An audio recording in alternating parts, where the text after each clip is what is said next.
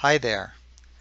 Let's learn some things about what the Bible says regarding doing life together for those who follow Jesus.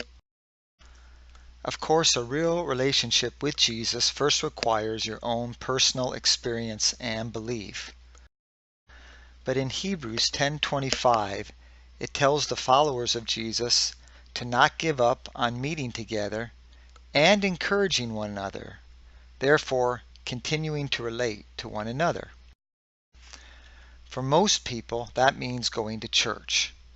So let's look at what thinking, experiences, and reactions people have about going to church. Maybe you grew up going to church because your parents or a relative or a friend took you. Or maybe at some point in your life you needed to connect with God and you found your way into a church all by yourself. So when a person thinks, what is church? They first go back to their own experiences about church, or maybe what others have told them, or what they have seen in the movies. And those experiences can be very different for each of us. Some of us have experienced a meeting or church that was very intense, or loud, or emotional. Others have been where things are quiet, with a lot of order and structure and ritual. As different as churches are, so are the reactions of people to church. Some remember being bored. Others were shocked, maybe not understanding what was going on. Reactions range from feeling like you were drugged to church against your will, all the way to excitement and anticipation about your next visit to church. Unfortunately, it seems like a lot of people have bad experiences regarding church. They may say, I felt like an outsider. All they wanted was my money. It was boring. I felt judged. And the comments go on and on. So church becomes equated with religion, and many people say, I'm not interested in religion. And interestingly enough, what is meant by religion is usually not clearly defined, except for the fact that it is negative. And although negative voices are often the loudest, there are many people who are very happy with their church experience and involvement. They receive encouragement and blessing. They find good friends and people who really love them. Contrary to popular belief, a lot of people love church and go on a regular basis because they want to. But no matter your experience or attitude about church, life together following Jesus is more than going to church. It's more than a building or a meeting several hours a week. Let's look at the Bible, and especially in the book of Acts, to see what it reveals about the principles of New Testament church life. Notice I didn't say how to run a church meeting, but more than that, how did they do life together? In the book of Acts, the story continues about Jesus once he ascended back to heaven. The work he did while on the earth, he then committed to his disciples to continue in his name.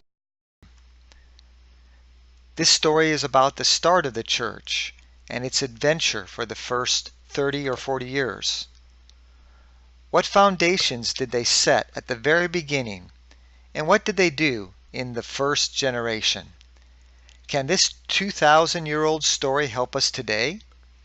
Can we learn things that will benefit us now? I believe it can. The church in the book of Acts was amazing. Of course, it had some problems and persecutions, but they were full of love for God and for each other. They were full of passion, and the miracles of God followed them daily. And they grew in numbers every day. In the first 10 to 20 years, they spread across the entire Roman Empire. A number of verses in the book of Acts give record to their growth. In fact, here's a list of every mention concerning the conversion of people to Christianity in the book of Acts. 28 references. This is an average of one per chapter. As these people did life together well, thousands and thousands of other people wanted to join them. One story in Acts 17 records the statement of certain city leaders who were upset that the Christian church leaders had come to their city. They said, "These men who have turned the world upside down have now come to our city." What a statement, letting us know how influential the church had become. This is not how it is today in America and in many parts of the world. But can it be that way again? I think the world needs that influence, even though some don't like it.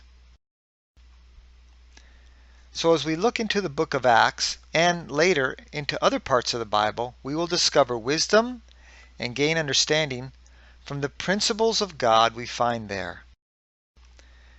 We are not going to find rules per se and a specific how-to-do checklist, but we will find principles that can be applied in any culture and situation that will work, like they did in the beginning.